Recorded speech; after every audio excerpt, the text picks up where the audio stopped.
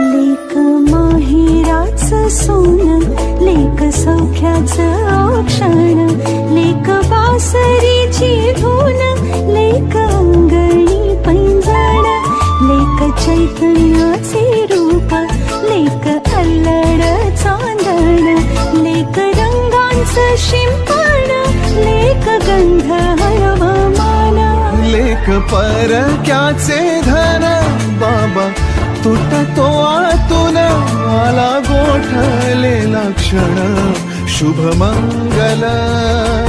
कन्यादान, कन्यादान.